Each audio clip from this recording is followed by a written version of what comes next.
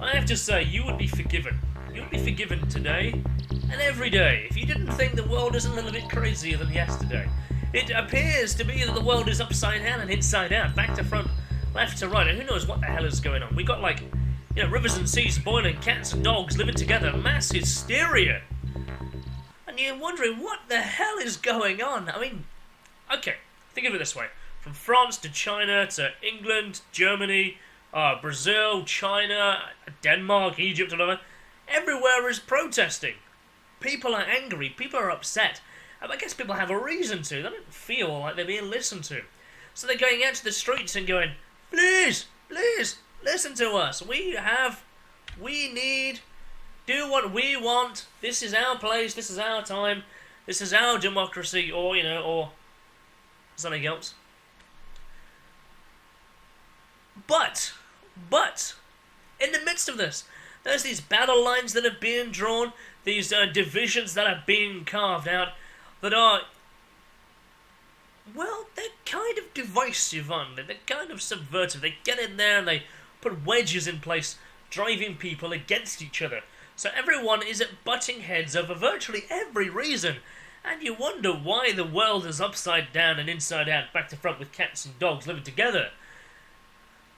But people, it must be said, are rising up because people want change. That is the number one reason why people are talking. People want change. They want it to be different than what it is right now. Although potentially in some areas where people are protesting is in fact the best way of life they've ever had. Which is the reason why they have a voice to go out and do what they do and to say that we don't like it. Which is kind of strange in itself. But now why are we here today? Because we're talking about the shepherd, right? We're talking about planning. We're talking about having a strategy. We're talking about dealing with people en masse and on huge. Well, what if I was to tell you that in 2007, the MoD, the Ministry of Defence, produced a document planning out strategic trends for the future? Well, in fact, they produced 2 books, in fact, and no doubt they've produced many more since then for their output and their strategy for the future. This is what it looks like. It's called the Global Strategic Trends Programme, produced by DCDC of the Ministry of Defence from 2007 to 2036. And I have to say also there's a second version of this, as I said, at the time when this came out, which was in the January of 2007, and that one planned out from 2040 and beyond. Now what this particularly talked about, it kind of broke it down into multiple different sectors within the document itself, broke it into resource, it broke it into social, political, science and technology, and military.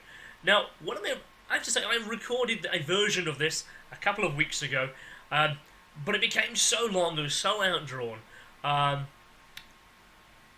as I went into each of those particular areas. So this time, I wanted to redo it and refocus on 3 of those particular areas that were resource, social, and political. The things that we do see on a daily basis, since the world has gone a little bit awry. Now, the reason I'm saying that, the reason I'm doing that, is because when this document was produced, which is the guide to the government, the plan with strategic information for how to plan for the future, a number of things hadn't happened. That was the world financial banking crisis of 2008 hadn't happened at that time. The terror attacks of more recent times hadn't happened.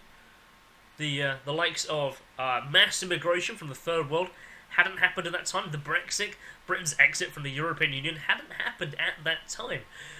But what I've done with this document is I've kind of followed it along as it has come to be from the time that it was initially found, well, the time that I initially came across this document, which was in 2000. I guess I came across this in 2008 after listening to a podcast on Red Ice Radio, and they had an interviewee, and he referenced it, and it happened to be in the links below to download.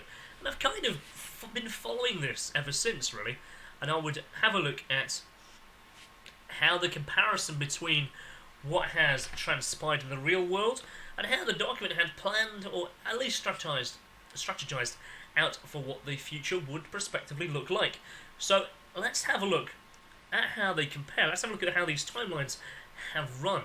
So the way that this document works out, I'll skip through to a place that's informative for you.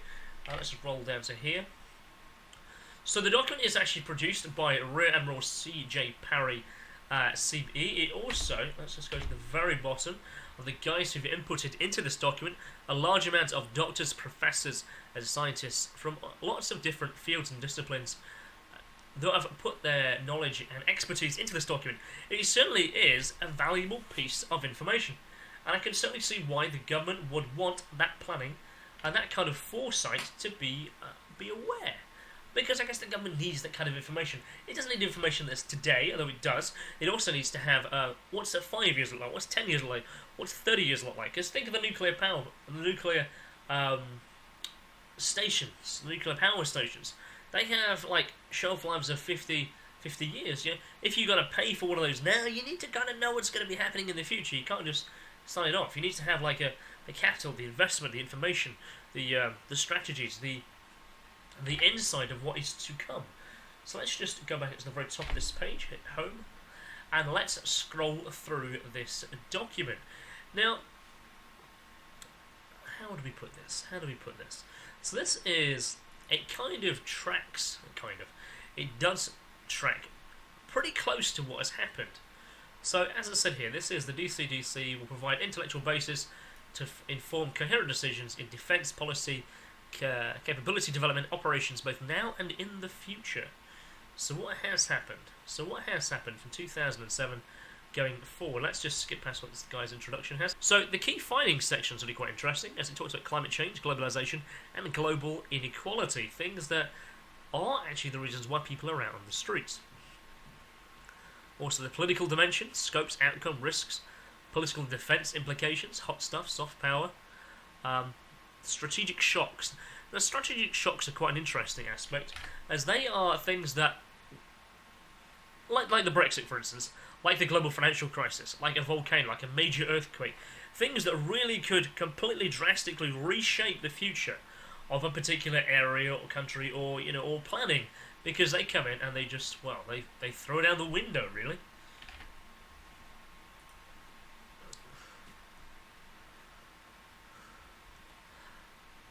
So let's just have a quick read of this for you. So the purpose of this is why the government have obviously funded this document, and I guess they've done for a long time. It's about the long-term nature of defence planning and a wide-ranging understanding of the complex strategic environment. The DCDC approach is about identifying future potential military threats which your armed forces will have to respond to, as well as look at the developments in areas that will shape a wider strategic context for which defence will have an interact. For instance, the study addresses subjects such as access to resources in the evolving international system and the developments in society, defence decisions on how to act, and so on. So I guess the strength here, this is quite an interesting one. It says that it's independence from the routine staffing and wider defence decision making. So I guess they can come at this with a bit more an impartial information point of view to say this actually is what is going on. Now, as I said earlier, the scope includes a resource, social, political, science and technology, and military. We are going to focus predominantly on the first 2 and 3, because they are what we are seeing in the news right now. It's not that the other two aren't that important, because they certainly are. Science and technology and the military is our push forward, but they're not going to be our focus. They're our focus for this discussion today. So they have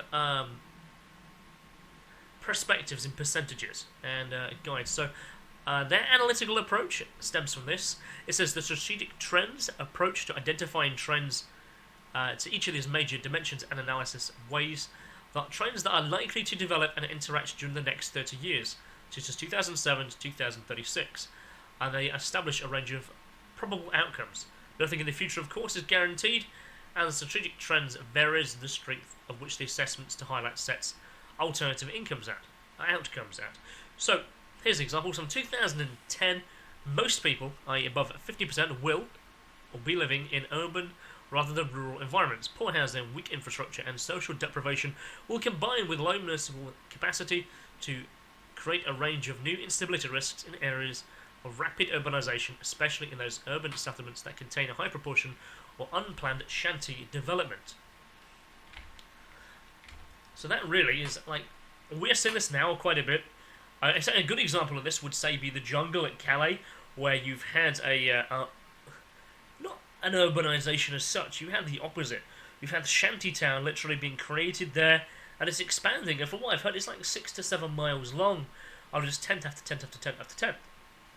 And we're also seeing, such as example, yesterday I took a walk from my workplace back here to where I live in Nottingham, in the City of Legends. There is a nice public walk path that goes from the centre of the city all the way out to where I live in the sort of suburbs, I guess. And there was a number of tents that were lined up along a train road bridge where people were living on a day-to-day basis. And these people weren't travellers, they weren't... from what I saw of them, I have to say, in my opinion, is biased on how they appeared. They didn't appear to be of like a general local populace. They did appear to be Romani. They did appear to be from the Slavic countries. They did appear to be Romanian, Bulgarian in terms of their appearance. So of course, that could be that's just their appearance, and they just seem to be happily living there next to this bridge. So that plays quite part into this, because we have a large movement of people that happened. Of course, it wasn't planned, or was it? We shall dig in and find out more. So here we are. This is the dimensions for this. I actually quite like this idea. So this is where we are today. This is where things can be planning out. This is where things are playing out. So what's most probable? What's the alternatives? What is plausible? There's an interesting percentage bar. Here we are. So the descriptions, by their very wording in this document, it says descriptions that if they use the word will, there's a probability of 95% with a near certainty likely to happen. Likely probability is above 60%. It's quite high to happen. May possibly. It's above 10%. It may happen. And unlikely or probable is less than 10%. That is considered to be low. So, and there's deliberate use of language in this to clearly and quite concisely identify what may happen, what will happen, and what is unlikely to happen. And actually, for a breath of fresh air, that is actually very good. I do actually quite enjoy the way that they've laid that out. So let's just roll through this a little bit further. Climate change, they talk about that quite in depth in here, is that the climate change is occurring and the atmosphere will continue to warm at an unprecedented rate throughout the 21st century. The scientific consensus holds that a large part of this warming is due to human activities, primarily driven through the concentration of CO2. It is unfortunate they're not including the solar relationship with the Earth and the other planets in the solar system, where the same effects are being seen. Although humanity definitely has an impact on what we are doing, how we are polluting the environment is certainly having an effect that cannot be ignored. But change will be intensified and accelerated as the carbon capture process, such as marine life and forests, are reduced, and the reduction of the polar ice caps. The uncertainty remains to the precise manner, rate and character of changes. The climate science is complex with a linear issue and affect relationships that is not readily apparent. The consequences of climate change will vary in the impact of time and the evidence on geographical extent. It is very unstable and is an unpredictable process involving both progressive evolution and sudden instabilities. Major consequences are likely to include ice melting, thermal expansion of the oceans, and the changes in the ocean currents and flows. As we have seen this past week, in fact, I read an article online. I had to go follow the sources. What it says that one of the major flows of air on the Earth has now gone below the equator. Which I have to say, I don't know much about climate science to know enough of that is a worry, that is an issue. But I do know that on some of the consequentive comments that came following that, is that since they've been measuring the climate, that has not happened until now. The jet stream has now gone below the equator. That is unprecedented. It's never been seen. It doesn't mean it hasn't happened in the past. Just that since we've been measuring it, it hasn't happened. There is an increase in the likelihood of extreme weather events. Now, we've of course had Katrina. We had many hurricanes hit. We've also had I believe it was 2012, where there was the first time that a hurricane actually been reported below the equator. It hit, I believe it was South America. That was the first time that had ever been hit there. That wasn't very good at all. There's also, because of this, there's a change in agriculture and fertility. Tropical diseases such as malaria are likely to move north into densely populated urban and farming regions. Flooding and storm damage is likely to increase too. Climate change will likely remain highly politicised. The relationship between cause and effects, and it's likely to be further understood as more evidence and computing power becomes available, and there will be more responses that are going to be contested. Globalization. These are certainly a number of topics and headlines that do affect many people. So let's just have a look through this one. Globalization is something we are seeing in the ever-growing web of interconnected companies and cultures merging together, whether it be for economic and financial interests or whether it just be for resource sharing. But through the next 30 years, the volume of transactions conducted irrespective of physical distance between those who will engage will likely to expand, shaping and improving everyday life for millions of people. A key feature of globalization will be the continuing internationalization of markets for goods, services and labour, which will integrate geographically dispersed sets of customers and supplies. This will be an engine for accelerating economic growth, but will be a source of risk as global markets become increasingly exposed to destabilizing fluctuations in the global economy. These outcomes will be facilitated by rapid development of global telecommunications, resulting in the pervasive information environment to which much of the global population will be online all of the time, which is certainly where we have gone. Think about the prevalence of Facebook, think about the prevalence of social media, and how that is spread out. In fact, I had a conversation, I believe it was Saturday, with a lady quite simply at the bus stop, and she was going to the Congo, and she was describing how the Congolese, only in the last 5 years, have got the internet, and everyone has the internet, and how everyone is has a very Western kind of mentality. I was quite surprising because I guess my view is shaped by the news and the information that I see. Propaganda, maybe. But she described how the fact that everyone has very English houses, everyone has very Dutch houses, and everyone lives very well there because the country has now become very wealthy. And that did come as a bit of a surprise. And I guess I just didn't know. But she talked about mainly about it's about lithium, diamonds, gold, lots of resource mining there, so everyone is earning lots of money because everyone's involved in the mining process. So there will continue to be winners and losers in this global economy led by market forces, especially so in the field of labour, which will be continue to be particularly ruthless with laws of supply and demand. Life will as a result be competitive, dynamic and fluid, with socially looser forms of political, cultural and economic association will multiply.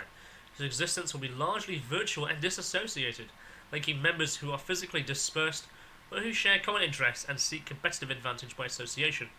Politically, globalization will raise levels of interdependence between states that are increasingly integrated into the global economy.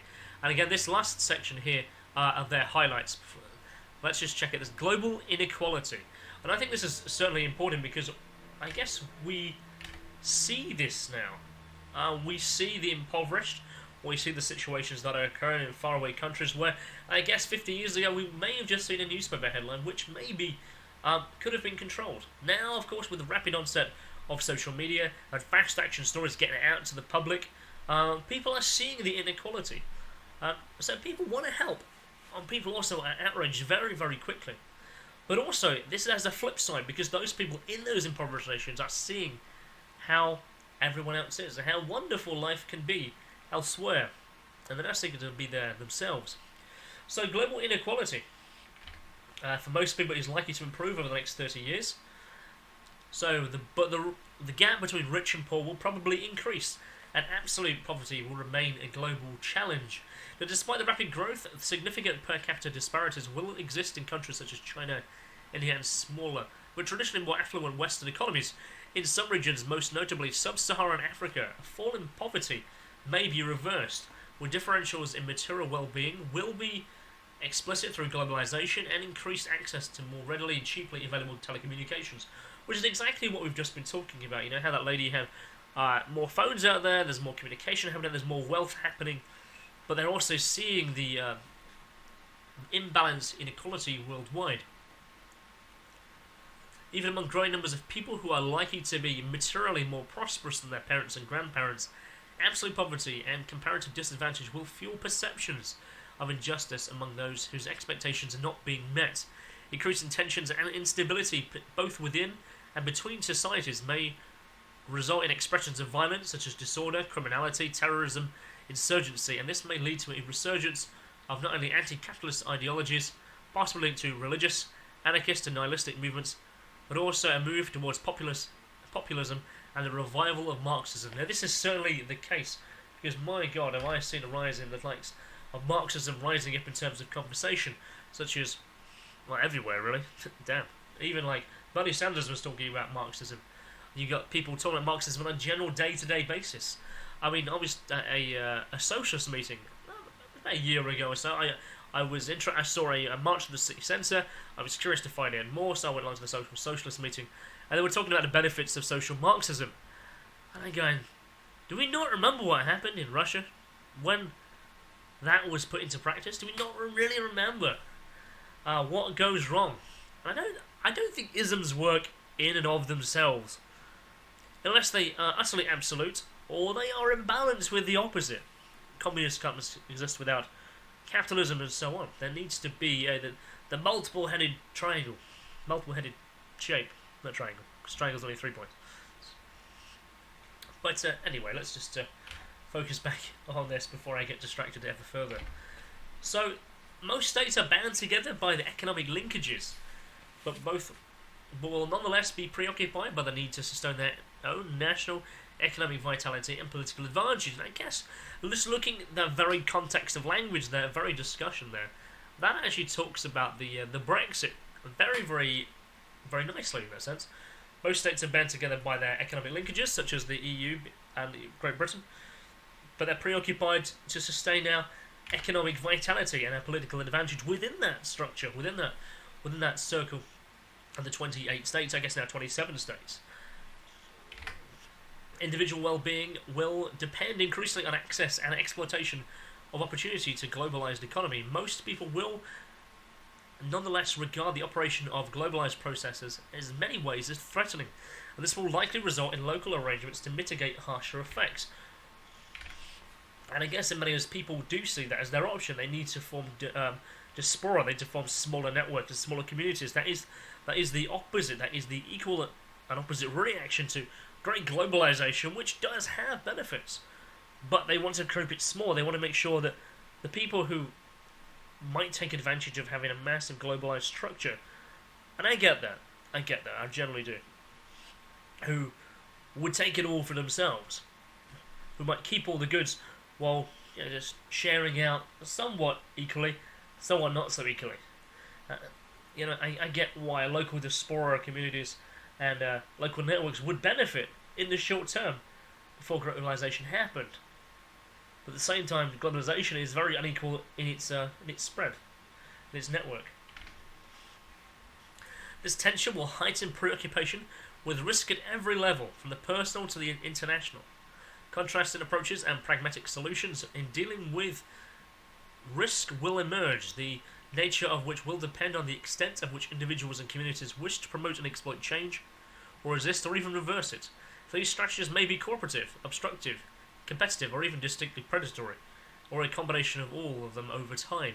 The likely factors that will influence which approach is adopted, and the ways in which strategies are likely to be shaped, discussing 4 key themes: population, resources, interest, identity, governance and order, knowledge and innovation. Which, when you think about it, when you think of those 5 headline titles that we spoke about a little bit earlier, there we are. So yeah, there's social, people, political, resource, science, technology, and the military. You see how they're all so intertwined with one another. That's you can't let go of either of them. That's all this issues. This is where I wanted to focus again on population, social.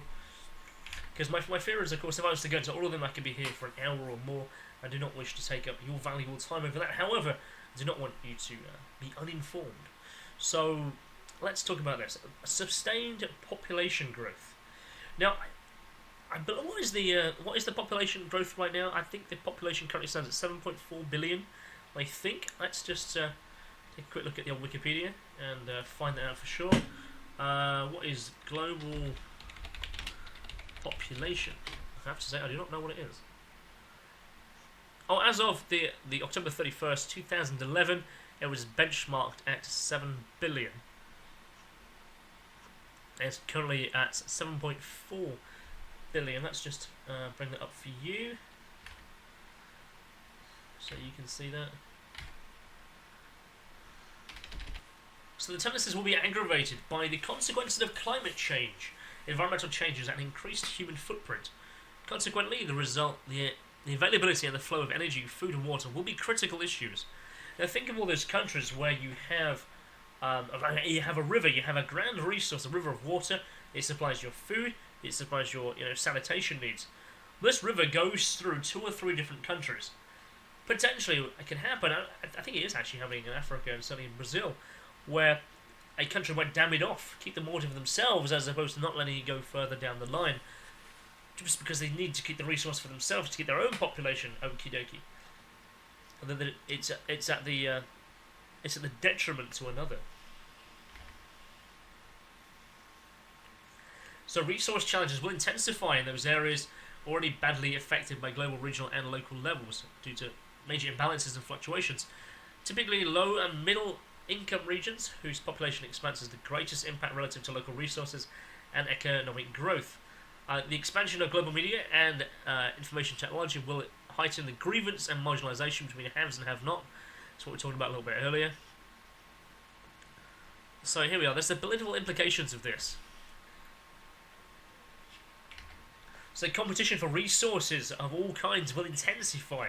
Developed and developing economic opportunities will seek more political and more economic partnerships with states to guarantee supply. Now, this plays into the Middle East quite a bit, because I know that the Middle East is so rich in oil, and there's major pipelines coming out of there. And do forgive me if I'm wrong, as I'm not 100% sure on the complete details, so I ought to check. I'm aware there's 2 competing pipelines. One is predominantly financed by America, one is predominantly financed by Russia. And they come out of the Middle East and they head to the west, they head to Europe. And this appears to be one of the unspoken discussions of what is happening in Syria, because I do believe the Russian one comes through Syria, and where the American-funded one comes through Iraq. And there appears to be major contention over those, but it's not very spoken of in the news. I've seen it around in some of the alt news sources. That appears to be one of the bones of contention. So this really plays into this quite a bit. Is that your economic and political partnership needs to be orientated to the resources you're going to get out of it. It's like a long-term planning strategy. Therefore, there's an increased risk of human catastrophe in the most vulnerable regions, with a mix of climate change, resource pressures, uneven distribution of wealth, the effect of disease, and the failure of authorities to cope with population growth and urbanization. Migration and urbanization within countries, across regions, will increase pressure on infrastructure, governance, and destabilize communities. Now, just looking at that, I see that on a local level. I see that happening on a daily basis, even in a city where I live, in Nottingham. I see that. Due to there are people competing for everything. People want, they want to take a larger selection of their money, take a larger selection of funds. They want to take, but that's just not. This is a first world country in that sense. But if you need to go to a country where the needs of the people are things such as basic food and water, things such as just a roof over your head and shelter, the basic needs of humanity, now they are not being met by the people due to, everything happening around them. And unfortunately, they are not in control of, which drives them to be more and more angry. And you want to throw that anger at someone who looks like they have everything. And we're seeing one of the aspects of what is coming out of like Africa and Syria, coming in with this migration, is you're seeing the exacerbation of the haves and the have-nots. They come from a country which has relatively little, there's high war, everyone's very highly competitive, most people are trading guns, most people are angry about the West, and they're coming into the West, and they're lashing out, because you guys have what everyone wants, and we're going to take it if you don't give it to us, even though we do give it to you on a daily basis. But, far be it for me to say that. But the migration and urbanization aspect within these countries and regions will increase pressure on infrastructure and governance and may destabilise those communities, as we spoke of. The authorities will be challenged with changing demographics, in particular increasing youth population in the developing regions and poor employment prospects. Unfulfilled expectations will lead to vulnerability and to extreme messages, which I guess just touching is what I was kind of alluding to just then. Sustained economic growth in developing countries is likely to compel societies to re-evaluate the role of women, which is great, and they will play an increasing role in generating wealth. So what are the drivers of economic change? What is driving economic change? So it says here in regards to this economic structure that the economic growth is likely to increase by up to 2 to 3% by 2020, accompanied by improvements in general material well-being and dramatic growth in the likes of the Asia-Pacific regions. More people are buying, more consumers, more people are putting into the system. However, the growth is uneven, it fluctuates over time between the regions. Sub-Saharan Africa is likely to lag behind all regions in their environmental, their political and demographic challenges they are facing, but this comes out of endemic corruption.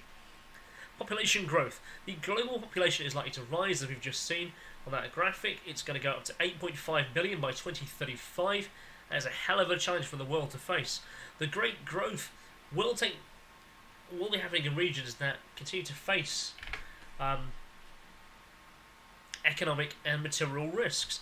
So people in these high populous areas, in order to survive, they are compelled to have more and more children. Because they need to, they want to survive. They want their offspring to continue. So they'll perhaps would have children with as many people as possible in order to spread and try to continue their genes. So it says here, for example, the population of Sub-Saharan Africa is likely to grow by 81% to 1.3 billion by 2035. And most are likely to be undernourished. With more widespread availability to birth control measures, however, economic status and aspiration may increasingly govern birth rates, but cultural moves in these countries will persist. Resource competition, as we've touched on just briefly, like the river example that I gave, economic growth and increased consumption will lead to greater demand and competition for essential resources. The demand for energy will grow by more than half by 2035. So think of the world global energy output will need to almost grow by half.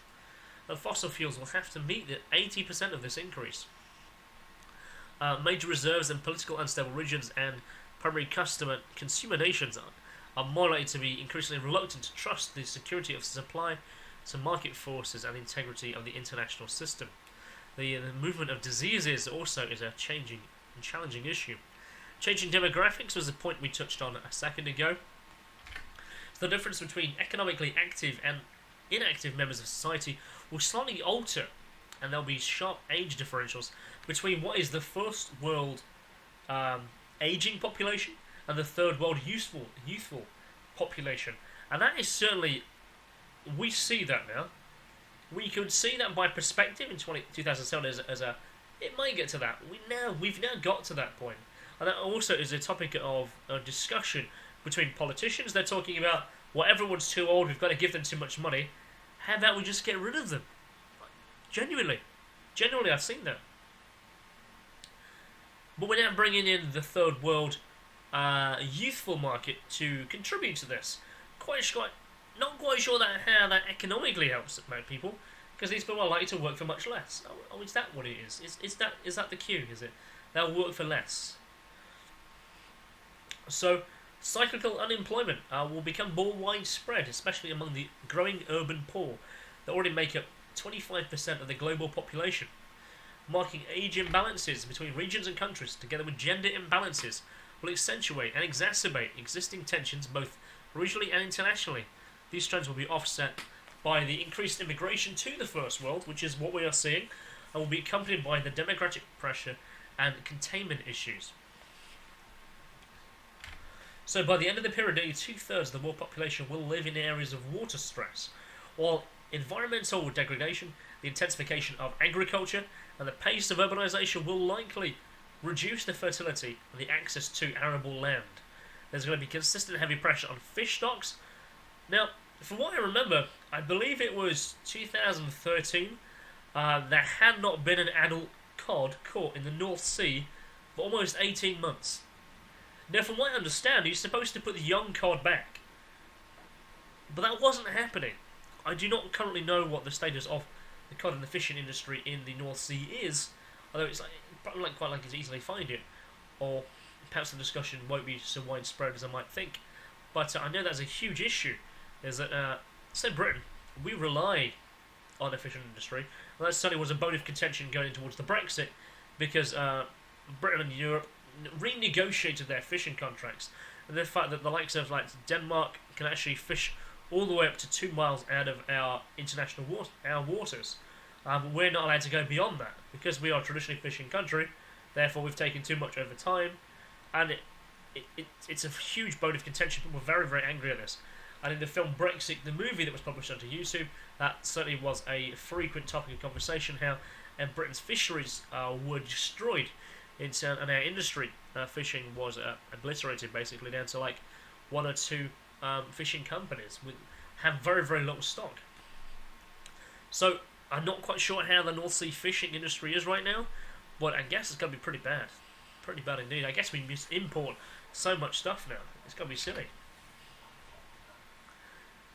So it talks here about careful husbanding if major species are going to be depleted or extinct. Food insecurity will drive mass migration from the worst affected areas, and effects will be more felt in affluent regions through distribution problems. Oh my god, they don't have any fish sticks at my local Tesco. Oh no, I feel so bad. I'm going to boycott Tesco now. We're actually not thinking of the bigger picture. I know there was a big issue a few years ago with what happened at the Tokyo nuclear power station. There was a massive issue with fish being radioactive across the Pacific. I certainly believe it was tuna. It was a major issue. And there was a lot less tuna on the shelves for a good few weeks over that.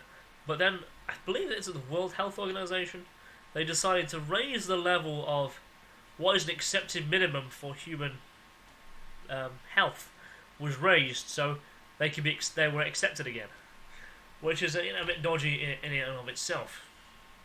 So mass displacement, conflict, and crises will continue to trigger the displacement of a large number of people, mainly into approximate regions, which may find themselves at risk of instability and exogenous shock. The urbanization and human settlement. By 2035, 60% of the world's population will live in urban areas. There will be substantial growth in shantytown, unplanned, random urban settlements, increasing the resource cost and environmental impact. In some cases, rapid and uncontrolled development will challenge the ability to grow cities' infrastructure and governance to control and support the additional settlement, and some cities may not cope. Detroit comes to mind. Similarly, populations will increasingly inhabit areas that defy nature and will be at significant environmental risk. This is particularly true in areas susceptible to volcanic and seismic activity and low-lying coastal regions where extreme weather events and inundation are likely to occur with increased frequency, and this will result in an increase in the humanitarian crises. I think we have certainly seen that continue. So this is an area that I do feel impacts me quite a bit, and I think will impact you as well. It's about identity and how the world sees our identity and how that is seen to be very important. I think there's certainly been a trend worldwide in regards to this. Is that your needs to who you are is certainly more out there. And let's just look at how this describes this. Now I will fill in the gaps on that. So, globalized communications will provide groups of individuals with greater visibility of the advantages and disadvantages of others, and the additional means that they can exploit opportunities and pursue their own advantage and interests. Physical separations will decline in significance to the pursuit of interests, but personal and collective physical security will remain crucial to any substantial and successful enterprise, except in those areas of opportunity where the long-term gains can reasonably balance with the intermediate moderate risk. The extent to which individual identities are fixed may vary, becoming more complex as people move between contexts and associations in the pursuit of opportunity and fulfillment. People will continue to draw on their personal and cultural origins, but will acquire features from adoptive cultural, commercial, and physical surroundings to construct their own personal narrative and identity. And I think we've certainly seen a big drive in the likes of the gay community, the LGBTQ community. That's certainly seen a lot more visibility so in the last few years. The trans community has now very public. Certainly, if you look at, say, television now, that's certainly become more inclusive of diversity and multiculturalism. So I think we're certainly seeing that this change of populace in terms of the perspective change quite drastically. And for some, that's a very negative thing. I don't mind either way. But if, say, look at popular television programs, the news, social and local events, suddenly have a more diverse, I would say actors, but I guess if it's news, it's not actors. I guess the presenters have changed their demographic from being predominantly one or one or the other to being all of them. And this is to make it more inclusive. People will continue to draw on their personal and cultural origins, but will adopt cultural, commercial, and physical aspects of their net to create and construct their personal narratives and identities. So collective identities will develop as well. And I guess that is exacerbated by the online communities. You've seen a massive growth in the likes of furries, people who identify themselves over certain subjects they find fascinating, whether that be something as simple as anime, whether that be something a film they like, and they build a community around it. I watched a documentary on Netflix this past week called Ghost Heads, about the community that exists around Ghostbusters, and how they've drawn together, and there's a chapter in every city, not necessarily ghost hunters, but they're in it for the community and how it supports one another, and how they go out to on charity drives and charity fundraising, and how there was a particular girl who was affected by alcoholism, and how that was her support network. So you were certainly seeing their identities evolve. Online communities evolve, and it's interesting to see that come together. Nationhood and ethnicity, while developed ethnically homogeneous and ideological nationalistic states and communities, will continue to exert a powerful emotional influence. As in those countries where people have come from, they are very demanding that it stays their way and their way only.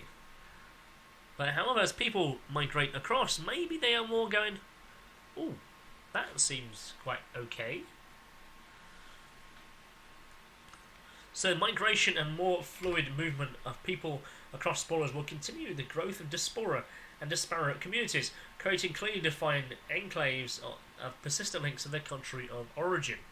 And the bullet points of this highlight that while citizenship and physical security may be important, individual loyalty to the state and state institutions will be increasingly based on personal identity and interest. Nationalhood and ethnicity in certain countries will continue to influence human behaviour and international relations. Diaspora communities and networks will grow in dynamic and be more creative and unpredictable. Physical and cultural origin will continue to be significant to identify, but will be employed increasingly selectively based on their utility in context in relation to personal interest. That's an interesting one, because people are being employed not because on their meritocracy or their skills or ability. They're basically being selective based on their identity. Okay, we need to have a percentage of people who are in this workplace, such as we need to have 12% white, 9% black, 12% Hispanic, 15% Asiatic. Yeah, we need to make sure we have a 40% transgender community across our workplace, just to make sure it's an equally balanced, multicultural, multi-ethnic, orientated, opportunist store. With the downside of that, of course, is you're losing the meritocracy. Those who have the ability to do such tasks are being pushed out in regards to those who cannot do it but just fulfill a percentage mark. So I guess this is what we're talking about here. I guess this is what we're talking about right now. This is me talking today. So the access to information, the pervasiveness of ICT, will enable people to be more interconnected, with sophisticated information systems. It says here that 20% of the African population will subscribe to internet-based mobile phones by 2010. The internet and associated technologies and portable communications will increase, but we're now seeing an array of video, audio, and written information based coming out of that distribution network. So basically, they create a brand new network to go out there. We've certainly seen a rise, say, in the last maybe I would say 10 years, maybe maximum 10 years, of the alternative community in terms of news, alternative news is certainly a much stronger, much more personal, and much more interpersonal dialogue between those who produce the content and those who are receiving the content. And that certainly seems a lot stronger. And there's communitarianism. So population growth, especially in concentration larger urban settlements with more than 500k inhabitants, are more informal and have adaptive ways of working. They will challenge and strain the capacity of governments to provide adequate and responsive infrastructure, utility provision and social services, as well as institutional and personal security. This may lead to a decline in civic support systems and reliance on local communities and extended family networks. You do see communities talking about this, and the police don't come here anymore, so you're going to have to have our own police. And I do believe the Jewish population of London have their own police. I believe the Muslim population of London have their own police force. They are separate to the police. They're actually privately owned. And they have they don't have police on the cars, but they are police dressed cars. And they have their local the name is Sharim on the side. I'm not sure. I saw this the other day. Worrying. And you see in patrols of certain. Okay, the way I was going to address the way to put this morning is that when I was walking through forest fields a few weeks ago, and I saw people walking together, and they were Islamic in nature, and they were patrolling the centre road, and they were dissuading people from walking together and holding hands. I saw them put down a lady because she didn't have a headdress on. So you're seeing these kind of almost community-driven policing happening, driven out of these communities.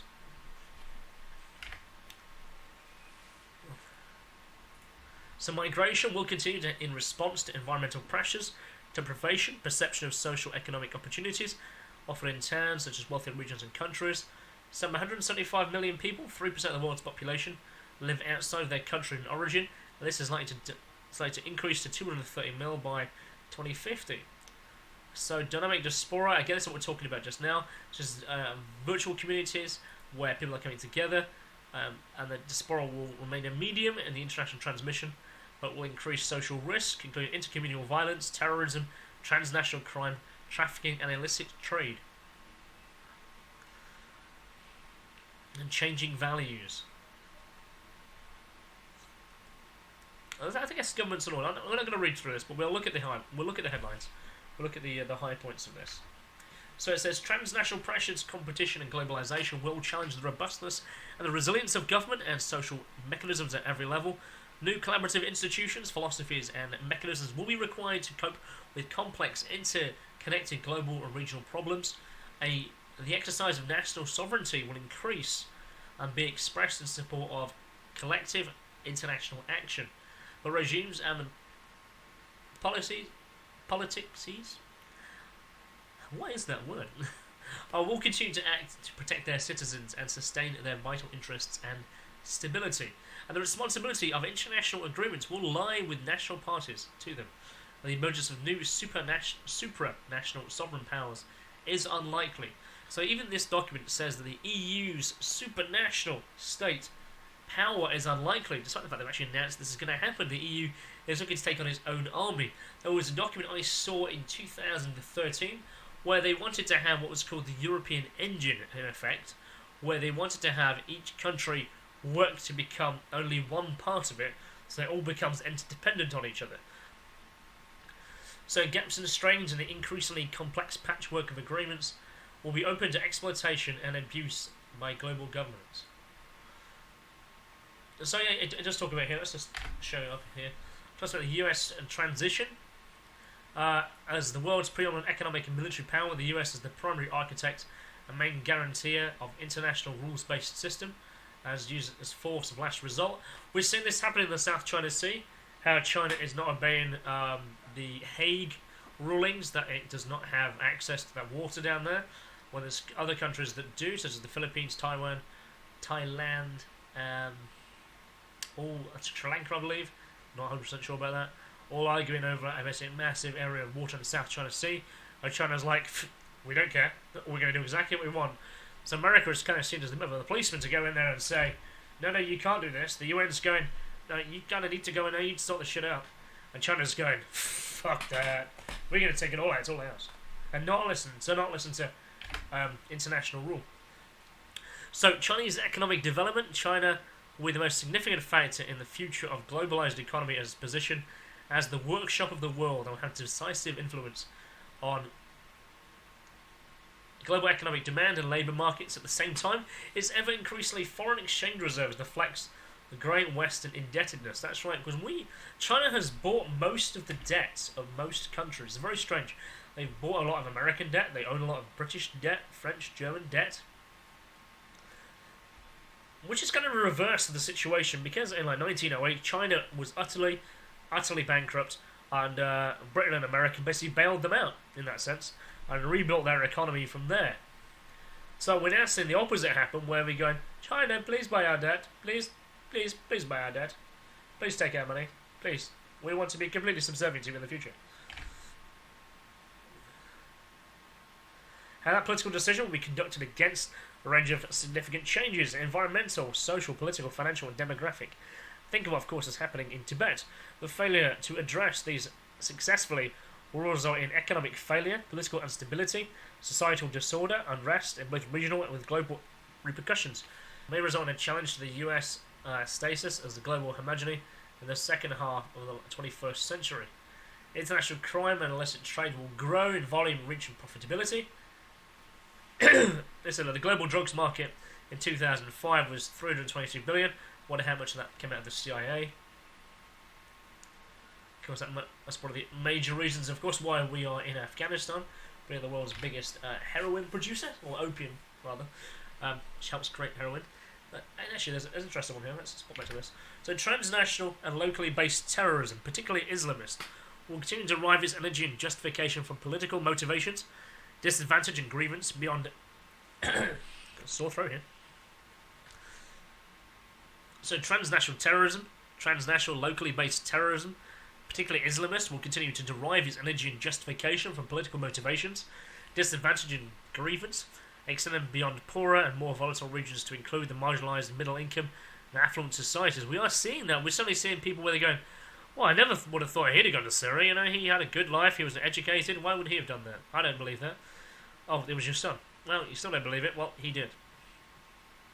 The casualties and amount of damage inflicted will remain low compared to other forms of coercion and conflict, but the effect will be magnified by reach. Now, this is interesting, because that is exactly what we're seeing. Almost every day, we're now seeing a new terror attack. Every week, it's just rolling out. It's like a theatre of production, in terms of how many there is, whether it be across America, it's France, it's Germany. It's surprised it hasn't happened in England in more recent years, but it's happening apparently everywhere. Turkey's, of course, going through their massive coup issue. You're having things happening in Hungary. You're having lots of issues happening in the likes of Greece now, but particularly in Germany, certainly in terms of recent days. They've had another attack yesterday with a bomb. I read as I came online today, and you're going, for really? Just every day. The theatre of violence, the propaganda of the deed, I think is the term. So based on the technological availability and historic examples, so we got also chemical, biological, radiological elements will be available, possibilities of terrorist attack in the future, together with the possibility of nuclear use. There is a low possibility. Interesting terminology there in regards to ungoverned spaces. Let's bring this up for you. So some geographical areas, including failed states, provinces, the cities and population groupings, will not be subject as effective governance and the rule of law. Weak states continue to claim their rights of sovereignty. Is that England? Is England considered to be a weak state as we claim our right to sovereignty and will subsist through illicit trade and institutionalised criminal activity? And that is definitely the British government. While others will be ineffective in curbing instability and containing the consequences of transnational pressures. The risks associated with these ungoverned and poorly governed spaces, including endemic criminal activity, the basing of terrorists, irregular activity, conflict, are likely to increase and add to the complexity. By extension, the burdens of maintaining the integrity of the international system. And gender equality. This is a key story. So I guess that is on the lips of every lady out there right now. Is gender equality. I don't believe they're getting paid as much, despite the fact that they are, and if not more. The significance of the divide between societies are progressing towards and will have achieved greater gender equality. And those that are not will continue to grow. There are certainly countries where gender inequality is absolutely endemic, that needs to be raised, and there needs to be a more visible effort by those who, in countries of Western nature, who are talking about so things like word banning, things like banning people going to the toilets and stuff like this. We're seeing horrible stories of people going to jail because they just use the wrong phrasing of words. You can't, for instance, in Nottingham now, it's considered to be a hate crime if you wolf whistle, which is an arrestable offence. You're not even allowed to talk to a girl if she perceives it to be a hate crime, or a hate crime of any kind. You can be arrested, even if it's just "Hi, how you doing?" And she didn't want it, but you didn't know she didn't want it until you met her. Or, and in fact, I read a document called the Hate Crime Police. Hate crime. It was like a guide for the police officers to use on a day-to-day basis. About a 90-page booklet they could kind of carry around with them, where they could refer to if when they came to a hate crime scenario. And there were some rather strange ones in there, I have to say. But we're kind of going down a different line of context there. But it's progression. We're talking about that the gender equality there. Its progression in some countries will be uneven due to cultural assumptions, demographic trends, and economic circumstances. And chemical, biological, radiological, and nuclear weapon proliferation treaties are likely to change. The critical indicator of risks is North Korea and Iran, both in seeking nuclear weapons and exploiting punitive possession for a political and economic advantage. Now, although it says that, I'm pretty sure, although I'd have to double check, that Britain is the one who helped to build the nuclear reactors in Korea, North Korea. I do believe it was. That's what I read. And they turned them off. They had them turned off for a long period of time, about 10 years or so. And it's only because they don't have any, or they have a very low power output to what is needed. But they bothered to turn them back on, and we're seeking more radiological material for those nuclear reactors to power them back up so they could power their society. And Britain and America went on oh my god, they're going nuclear arms. But having read the story of what was coming out of it, that wasn't actually the case at all. But sometimes you have to dig beyond the headline to find the true story. So, humanitarian crises. Here we are. That's a powerful one that's driving a lot of perception these days. Humanitarian crisis, both in natural and human in origin, will affect the sentiments and sensibilities of the globalized media audiences. Growing pressure for intervention will be exerted by this audience for a hyperactive, intrusive media operating both physical and virtual dimensions, especially when the audiences are linked to those affected by identity and interest, or they feel threatened by potentially wider or collateral impacts. Humanitarian fatigue may grow in proportion to the growing number of crises that emerge and the ability of governments and individuals to pay, i.e. the literal will be... You'll get to a certain point where if you involve yourself with every humanitarian crisis, you'll exacerbate the situation, because you actually run out of your own resources, therefore create said issues also in your own dimension, your own country. I mean, there's a drive now to every time there's a crisis, we must send food, we must send aid. I completely and utterly agree that we should do that, because we're in a position where we have enough that we can do that. But pretty soon that enough is going to be back down to the line where it's not. We can't provide that. But then will other countries provide that? I guess to an extent there would say the humanitarian crisis is happening in Syria right now. You have to wonder, with Saudi Arabia being really, really close to them. I don't quite know the political situation with those countries. Indefinite to know for sure. But why come to a country that is 5,000 miles away plus, say Britain, France, Sweden, Germany, where you can go to a country that is geographically really close to you, speaks the same language, has the same religion, and has the space to accommodate you, well, it has thousands of millions of tents, in fact, to support such a thing, but they don't choose to go there. I think certain crises also could be avoided if certain countries wanted to participate.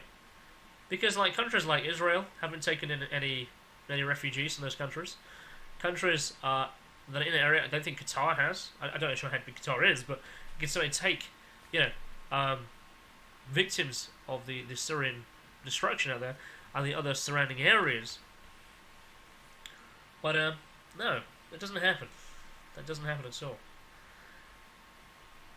They're pushing here towards knowledge and innovation. I will skip that for the time being, because I don't want to focus too much on technology in this talk. I wanted to stay more on the political scope and the resource point of view. So talking of resources, it talks obviously a lot about climate change in this document too. So climate change will occur as a result of many variables and limitations of current computing power. Assessments of the exact causes may be unclear for some time. The identification of the cause and effect mechanisms will be difficult to discern, together with the relationship with various contributory factors, complex mechanisms, and associated phenomena. As a result, climate change as a whole is likely to be variable and uneven in its impact, affecting different patterns of the globe in different ways. Though some definite patterns and realignments are likely to emerge towards the middle of that period, climate change is likely to be difficult to predict at a regional level, and some changes will be sudden and uneven in their impact, which major developments will include an increase in the intensity of extreme weather events, the changing regional weather patterns. Think of the UK right now. The UK has certainly had a massive change of weather pattern. There used to be, and I have to say, I used to know the word of it, and I'm sure if I thought about it, I would remember. The way that the airstream works in the northern hemisphere, what used to happen is the way that the wave works is it came across as certain weather effects came across from America to the Atlantic to going. Most of them would offshoot over Scotland. Then now, of course, that's actually changed.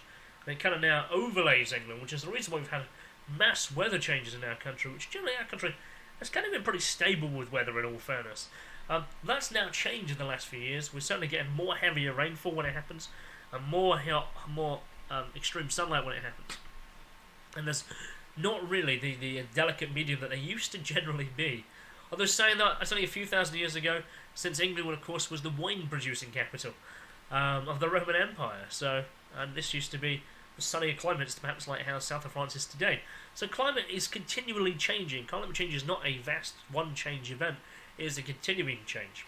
And nature, continues to roll with that. But in particular, the rise in sea levels and desertification, I think also there's the opposite happening. In Australia, there's more greenery around what used to be more desertification areas. So the greenery is now approaching into the desert, which is quite fascinating in its own right. Climate change will increase pressure on water supplies and associated industries and populations. I think America now has major issues, particularly California, where there's massive droughts. Yet in the same area, at the same time, America gives more and more licenses out for more corporations to take water out of the ground in California, lowering the level of the aquifer, that does not have time to naturally refill itself, which is you're just making the cycle worse for yourself in the next cycle round. So predictions of global future climate change will vary significantly. So the assessment of the Intergovernmental Panel on Climate Change in 2001 says the likely rise of global temperature from 0.8 degree to 1.7 degree by 2050, and by 5.8 by the end of the century. Then again, the emerging body of research suggests that a reduction in the capacity of the biosphere to absorb CO2 is likely to accelerate CO2 rise from emissions.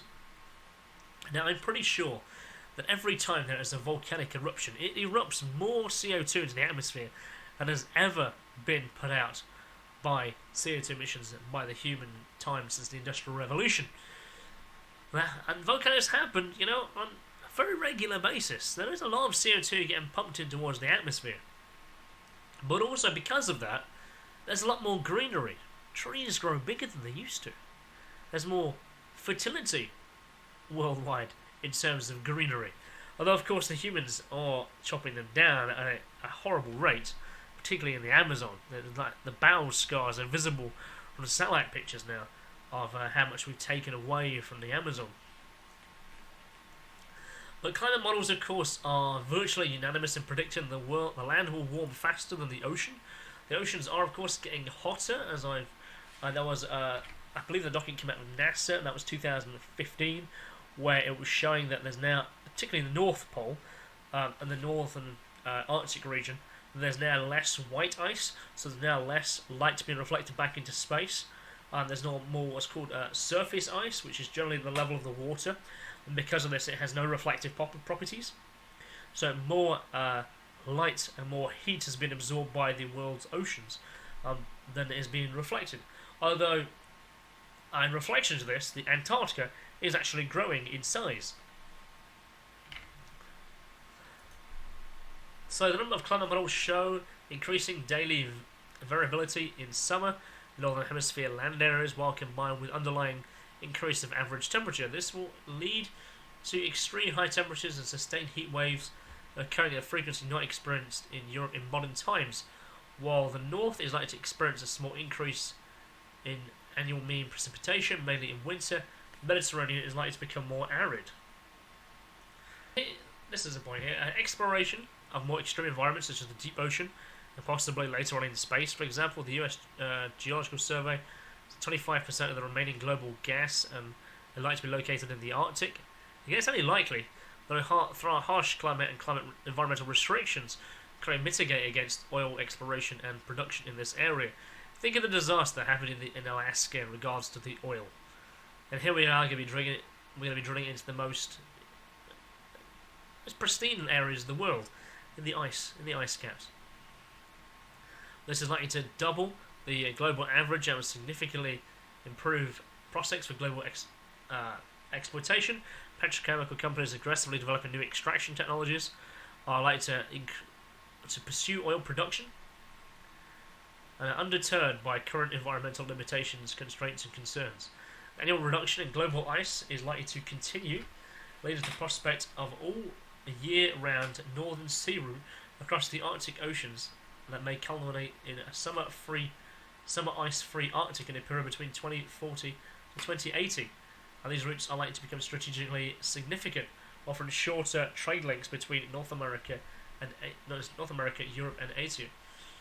With processes now, I read that they were actually intended to try and open that up with these kind of the icebreaker ships, where they were intended to kind of break ice up on purpose for this. Rather stupid. So, processes associated with global economic growth will contribute to societal changes and challenges, as changing patterns of health, disease, rapid urbanization. By 2035, most people will be living in urban rather than rural environments. Poor housing, weak infrastructure, social deprivation, which was the example we read earlier, will grow. Look at this. There is likely to be a high level of unplanned and shanty development expanding. Between 10 and 13 million Chinese migrants are likely to move to more urban areas and planned urban construction. Think of all those cities that exist in China that are completely and utterly empty. But they're talking about that urban construction has to be the equivalent of creating New York City every year for 10 years in order to contain that growth. However, those cities that I spoke about they sit empty because the cost of them is so extortionate. However, rapid development has resulted in significant pollution, contamination. 300 million to 600 million people using contaminated water. I read that source. That was China's International Survey. Yeah, China's International Business Survey. I think it was 2005. And the Guantanamo Daily, I think I read in the notes before this, highlight that data. AIDS and HIV will continue to be a major social and economic challenge for Africa and increasingly Asia. Despite advances in healthcare, many people in developing countries are being challenged by these illnesses associated with aging and affluence, growing in diabetes, obesity, cancer, cardiovascular disease. Even dietary and smoking habits change at the levels of physical activity reduce. Aging populations and an increase in demand on the medical resource and patient expectations are likely to grow to an unsustainable drain in some state health resources and will impact on economic prosperity, and some protection will be required to offset the harmful effects of global warming, declining air quality and urban heat islands, and overcrowding. It reminds me of a Star Trek episode from the original series, how the world was so overpopulated that they landed on. They literally lived like in squares on the floor. They had to stand with like a 1 foot of space. And there was one moment where Captain Kirk he's in a replica of the Enterprise's sick bay, and he opens the window, and he sees the fact that people are still pushed against the window, and obviously that tries to get out there. And I guess even in the 1960s they were thinking, will global population be a huge issue? And they raised it up, because what Gene Roddenberry was doing with Star Trek, well, it's actually telling moral tales about the future in a way that was wrapped up in science fiction. I think that's the reason why it has kept its audience, because it's telling moral tales, it's telling stories that are likely to happen and will happen in the future. So overpopulation is certainly one of them, and that was just one episode that showed that, demonstrated what was going to be the case in some areas. But it highlights here, the next section is the price of food will spike. Food price spikes. I mean, say what you will to preppers, and say what you will about those who buy all their food in grains and storage. It is a good idea to have a month's worth of food stored in your house that is separate to your general shop, just in case shit happens. I mean, I get that. I think that's something people should have and doing. I'm perhaps not. I haven't got a month's worth. I might have a week, maybe. But as food goes up, as we go into the future, as the challenge for food, the challenge for water increases, what are people doing to prepare for themselves? But it says increasing demand and climate change are likely to switch my camera. The price of key staple foods, such as the depletion of fish and a significant reduced capacity to grow rice in Southeast Asia and wheat on the US plains, poor harvests will cause major instantaneous price spikes, resulting in significant economic and political turbulence, as well as humanitarian crises of significant portions and frequency. And genetic and scientific modification of food is likely to become necessary for both human and animal consumption and for biofuel production. Water scarcity. That's something that people don't talk about enough, I don't think. Water scarcity and water stress that people do live in certain areas of the world is likely to become an issue for more people, where the increase of the dispute of water will significantly contribute to tensions in already volatile regions, possibly triggering military action. Severe shortages, while it may invoke more violent responses, areas at risk such as North Africa, Middle East, Central Asia, Central America. It doesn't say Central America, it doesn't say South America, but I'm aware there is an issue there as well. Such as that there's an attempt to reroute rivers. I do believe the Brahmaputra river in India, they were attempting to reroute that, and some areas now have water deprivation. So, and also you might rationalise water in the future too, and also import food rather than pursuing irrigation projects to maximise earnings while low water outputs for service and goods. You can see how all this can become so corrupt and so much of a mess.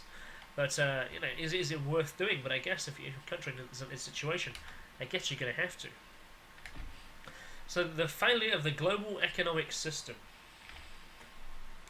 Now this, I kind of wanted to leave this one down here on purpose, and this is why I'm going to be drawing to a close very soon. But the failure of the globalized system in 2008 affected everything and everyone. Think about how many countries and how many people had to bail out the banks because they were too big to fail. If they failed, they would lose everything, effectively. Everything what's held within that bank would fail. So they consider it too big to fail, so they have to pay them off. To pay back. You have to pay them off, pay off their debts. So they are free to bank and bid with people's money and use money that doesn't really exist and corrupt us all. So economic growth may be affected by financial shocks such as an economic recession, human-induced disasters and natural disasters, failure to deal with social and environmental challenges. There will be further pressure from corruption, organised crime, illicit drugs, illicit activities, what will challenge international regulation while stressing and undermining trust. with dodgy regimes, the reduction of financial confidence may result in states reverting to traditional regional markets and a return to outright state and national protectionism. Also, disease will continue to grow and will be a significant challenge in areas such as sub-Saharan Africa, with the continuation of the spread of AIDS, tuberculosis, hepatitis. But these were multiplied by the global interconnectivity and travel. The global pandemic may be the instrument that causes a reverse in the process of globalization, as national responses seek to contain the infection and will involve significant restrictions of personal mobility and interaction for a lengthy period. Rogue and failed states. Again, I'm thinking of Detroit, failed city, failed state. You also now see certainly a push in the UK for cities to become self-governed, self-moneyed.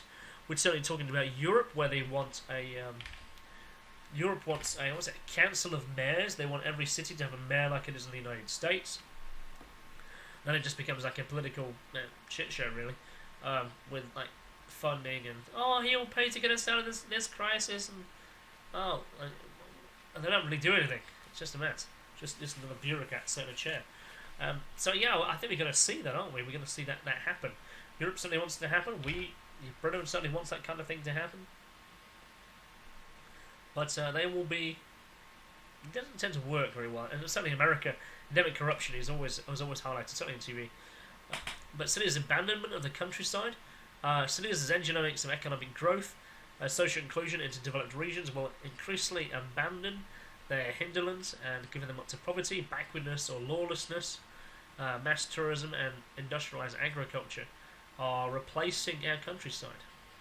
Mass population displacement is a combination of resource, climate, and pursuit of economic advantage will stimulate large-scale migration.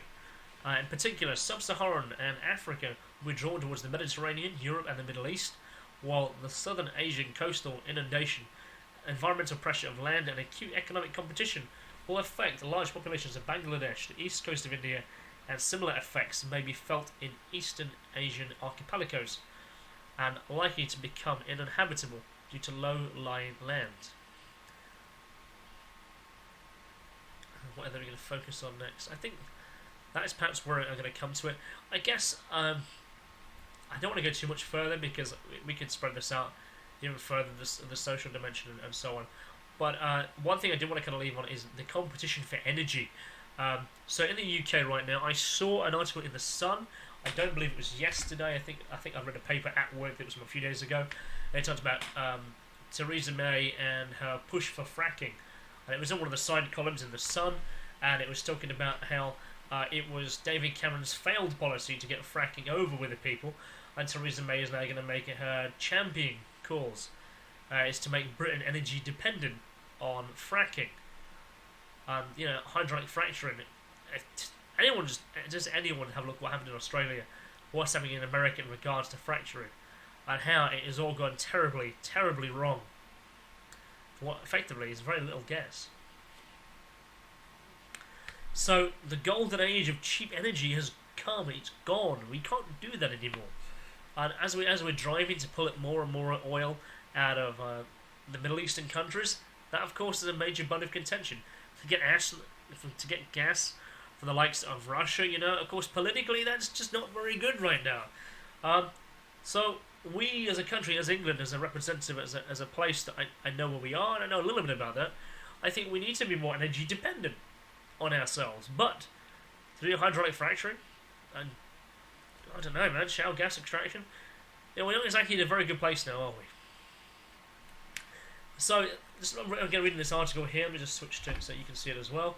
High demand from fast developing economies such as India and China will increase significantly, while established consumers are likely to maintain high levels of consumption consistent with sustaining their growth. This trend is likely to result in highly competitive pricing and continued enrichment and economic process of producer countries, Russia, Iran, and so on. This in turn will lead to enhanced possibilities of international influence and leverage by producers, and these are likely to grow in favour of politically useful countries to make preferential deals. I'll be your best friend. Yeah, you give us more gas.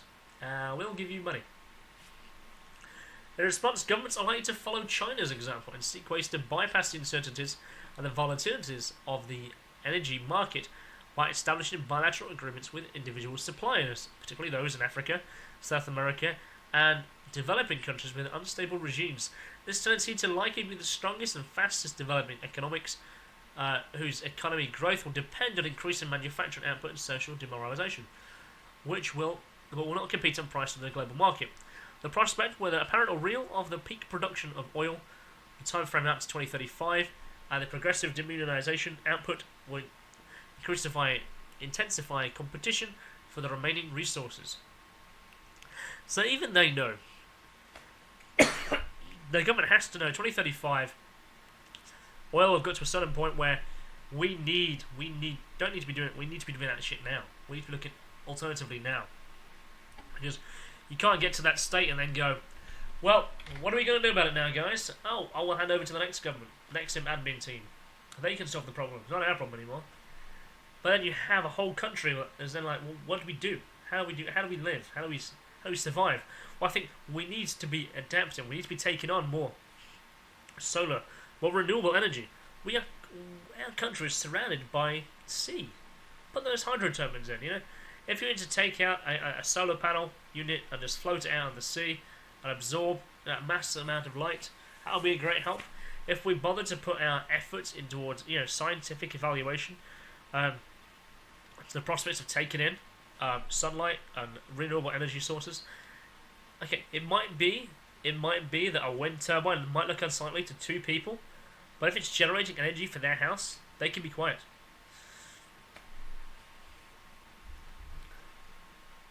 So we need to be looking at alternative forces of energy. I've seen a really interesting development in regards to batteries over the last few years.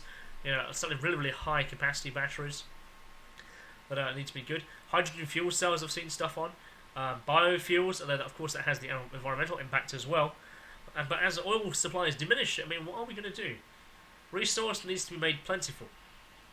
Reserves of coal, I guess, that we can get out the ground still. You can burn it in coal-powered stations. Although I do understand, of course, in the UK, for instance, we got Radcliffe on Plant Power Station just down the road from here. But they buy most of their coal from China because it's cheaper to get it from China and import it over to here than it is to mine it out of our own mines that are literally just down the road, which is just insane when you think about it. In terms of the environmental cost that goes into that. It's only because they pay the people less in China to do such hard work mining. There's less risk to them. Well, there's less risk because the companies don't pay them as much. And we forced ourselves to have health and safety regulations here after so many accidents. The companies had to be responsible. Therefore, that had to be a cost. And people's lives have value. But so when that starts to happen to China, I bet their mines are going to close as well. And then what happens? I don't know. I think there's scope in the future. And I don't mean to put down anyone really. But I think we need to be... And this document kind of shows that. There needs to be forward planning. There needs to be forward thinking. Well, what are your thoughts going to the future? What are your thoughts in regards to renewable energies?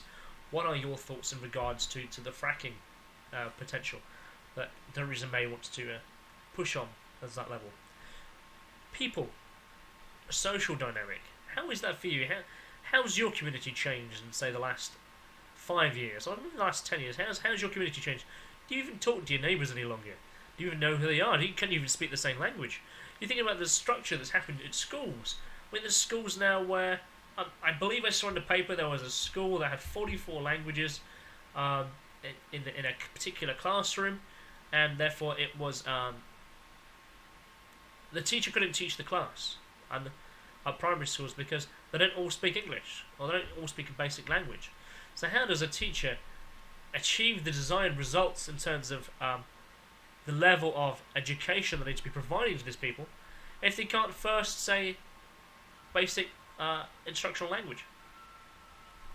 Unless they have like 20 teachers in the classroom all speaking different languages in every classroom. I don't think that's going to happen. So what are your thoughts on that? So as our society has changed towards multiculturalism, as our diversity has challenged our societies and the way that we are living in our Western first world country. What's your thoughts? And what say that 2030 will look like for you? So this is me, this is Kristian Lander. This document is called the Ministry of Defence DCDC Strategic Trends Document 2007 to 2036. I don't have a license to distribute it, and therefore I shouldn't. I acquired it again because the link was available to me, and I shall put a link to that very place in the description below. So again, you can go and acquire this document for yourself. So this is me, Kristian Lander, signing off for this episode, and I shall see you in the future again very soon.